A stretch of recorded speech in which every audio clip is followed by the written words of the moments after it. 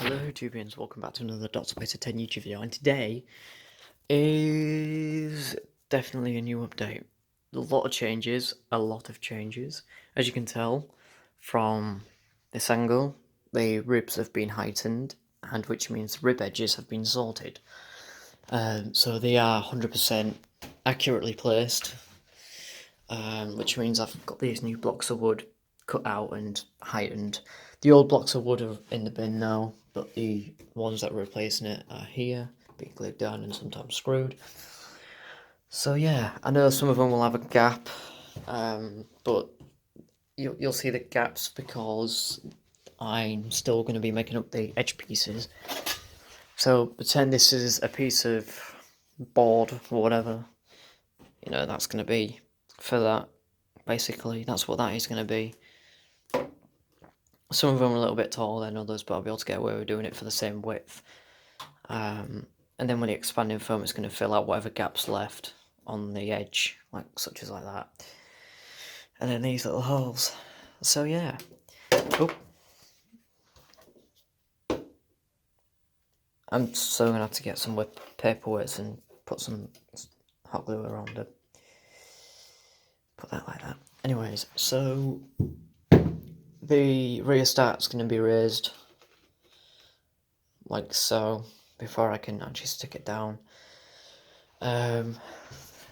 So yeah, we've got the ball and everything. But yeah, the ribs have been heightened. Some of them are a little bit more flatter than others. These two are better, but that's the way the wood wants to go, so I can't really help that. The legs, of course, are back to the more straighter than like that. So yeah, and it looks 100 times better, and I'm really loving it more than what it was, because it was all just sunk down and it was so annoying, and I took the big boy pills and decided to do it. So yeah, now if you wonder what this is going to be, this is for the switchboard. Advice from the buyer doctor is to use this piece of wood. I've just cut it down earlier and stick the printout on top of it, which I will be doing. But before I do that, I'm going to be probably drilling some holes to put some switches in. Don't know yet. I'm still toying with that idea, because originally it was going to power up the monitor, which doesn't seem to work anymore. So I've stripped it down and took bits out of it, so it's all on the floor pretty much, apart from the remainders because they're in the bin. And I've just put LED lights in the back as a temporary measure. This is only temporary until I can afford a new monitor, but until then, I'm just fine sticking with this. To be honest, it looks like it's, you know, in space or something like that, which looks pretty cool. So, yeah. The time rotor needs to be fixed again,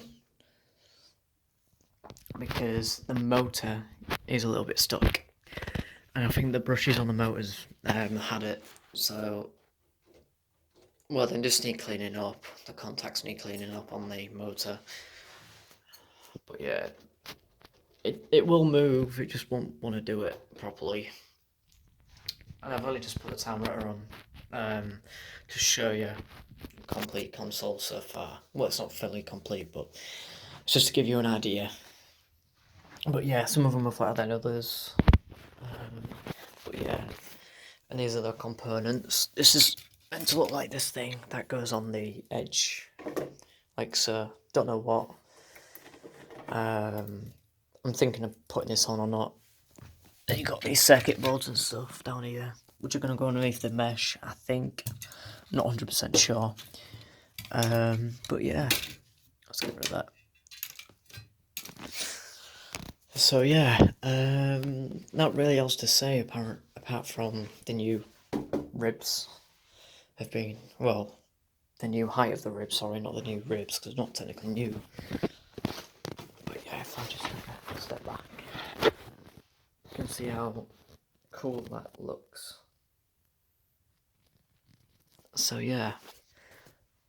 Anyways, guys, thank you so much for watching. Please leave a like and a comment, subscribe. If you want to see more of my build diary updates, feel free to hit the subscribe button on the channel, and don't forget to check out the playlist, Tardis Console Build Diary. and I'll see you guys in the next video. Alonzi.